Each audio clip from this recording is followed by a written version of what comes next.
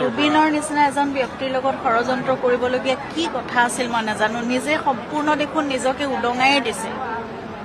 তেওঁ নিজেনো কি ৰাখিছিল নিজৰ প্ৰতি, নিজৰ কাৰণে বা পৰিয়ালটোৰ কাৰণে। তেওঁ দেখোন নিজক সম্পূৰ্ণ উদঙাই দিয়ে এজন ব্যক্তি।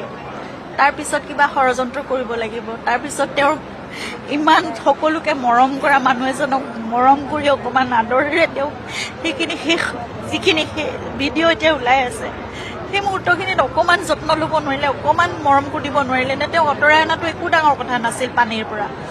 সেইখিনি কিয় নকৰিলে মোৰ মানে কথাটো বুজি নাপাওঁ।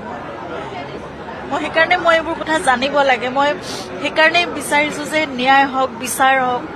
এই কথাবোৰ কিহৰ কাৰণে এনেকুৱা হ'ল? নিজক সম্পূৰ্ণ উদঙাই শেষ কৰি দিয়া মানুহজনক তেওঁৰ লগত আৰু কি বেলেগকৈ পাবলৈ বাকী আছে? নিজৰ কাৰণে দেখোন একোৱেই ৰখা নাছিলে মানুহজনে। বা তেওঁক কথাটো অকণমান বেলেগকৈ ডাইভাৰ্ট কৰি দিলেই হ'ল।